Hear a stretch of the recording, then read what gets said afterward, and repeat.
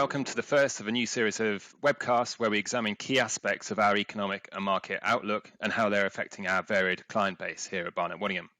My name is Matt Tickle, a partner here at Barnett Waddingham and Head of Investment Research. Today, I'm joined by Julia Turney, who is Head of Platform and Benefits within our employer consulting team. Julia is expertly placed to share her views on the issues that we're going to be talking about today, what she's hearing from employers, in advance of a fuller discussion that will be taking place at our Employer DNA broadcast in October. Now, for the first in this series, there is nowhere that we can really start other than inflation. It is in the headlines every day and is causing a huge number of issues for a wide range of individuals and businesses.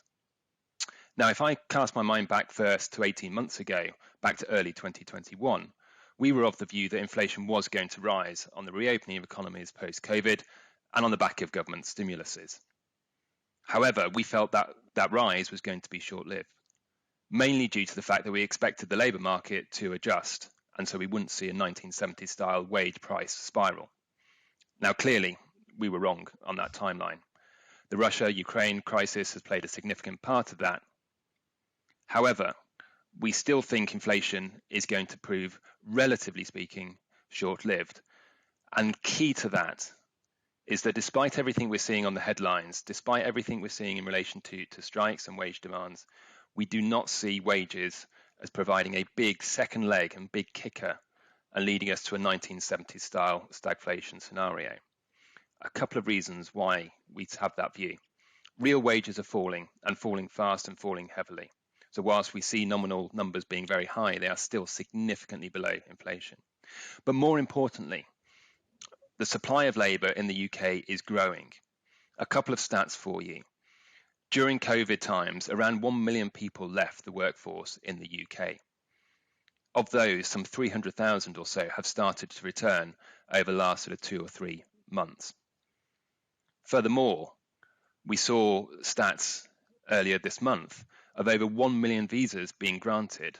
And in relation to work-related visas, those are 72% higher than they were in 2019, i.e. pre-COVID.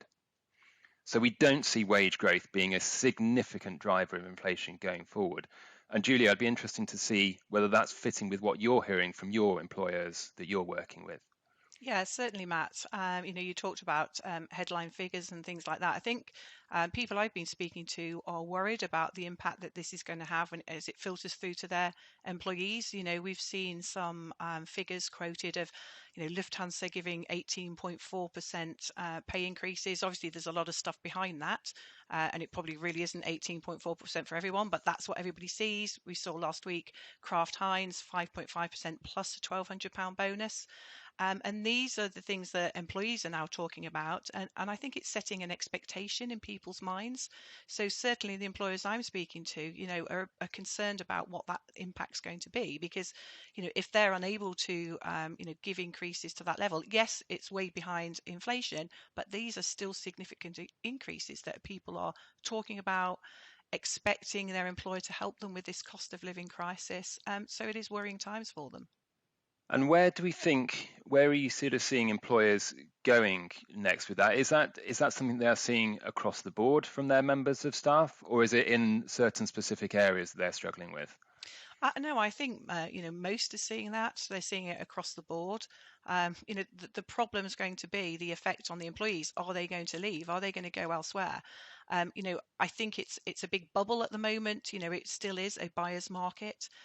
Employers are worried about recruiting staff, retaining staff. But we've talked to them about looking beyond just salary, because it is a problem. You can't just give these large increases, because it's going to be a sort of bubble and bust. And when will this bubble effectively bust? So look beyond that, and look at who you are as an organisation. What is your DNA? We call it your employer DNA. Each organisation will be different. The workforce will be different.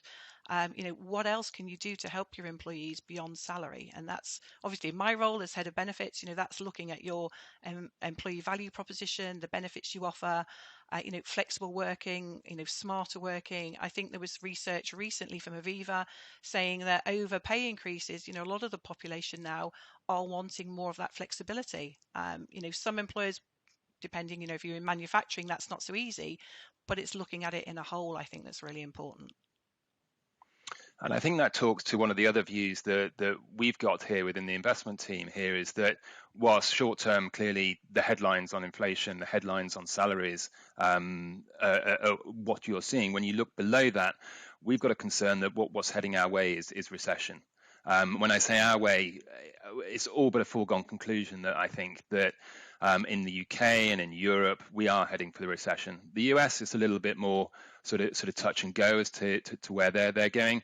But in the UK, we see what's happening with the Bank of England raising rates. We see the pressure that's placing on individuals in terms of the reduction in discretionary spend, whether it's through the energy bills or through mortgage payments and so on. And we think that really investors are really going to have to start to pay attention to the fact that latter half this year going into 2023, a recession is unfortunately coming. Is that something you're hearing from your employers, Julia, that you're working with? Are they worried by a recession? Are they starting to change how they interact with their employees with that concern ahead? Yeah. Yeah, I mean, certainly. I think there is a short-term focus at the moment around this salary inflation and cost of living, and financial well-being and mental health for their employees. But they're still looking at the long term because they can't do this in isolation. You can't look and plan, can you, just for the next 6 months? You've got to be looking ahead. And there is a concern because, if salary increases are given, and if they do recruit more and more people, and then there's a recession, what's the impact on them going to be then? How will they be looking at redundancies? Again, what's the mental health impact on employees when there's this big increase and big rise and then you see a slump? So certainly they're looking at that. They're starting to think about that in their strategy for the next 12 months to 2 years. So from an employer point of view, it's really dealing with the immediate issue first, which is salaries and wages and those sort of headlines, but starting to have those considerations of what may be coming in 2023 and beyond. Yeah, definitely. Yeah. Thank you, Julia. And I think that sort of is a good point to wrap up on. And I think there's sort of certainly a similarity in terms of the views that we're having on the investment side and some of the things that you're hearing directly from your employers. That yes, in the short term, we have got inflation and wages, amongst other benefits, are needed to sort of help tackle that. But ultimately, we don't think there's going to lead to a further leg on the inflation issue, i.e. wage increases. We're not going to see significant real wage increases that are going to give that sort of second leg. Perhaps more concerning is that we do believe a recession is on the way in UK and Europe in particular. And investors and employers, we think, need to start thinking about that and factoring that into their longer term decision making. Now, clearly, these are two huge issues: inflation, recession, and unemployment. They're not particularly uplifting issues to think about, but we think very, very important. Given the size of these topics, we've barely touched the surface on these today. And so if you wish to learn more, then please do join us at our Employer DNA broadcast in October. Thank you for now, and hope to see you again soon.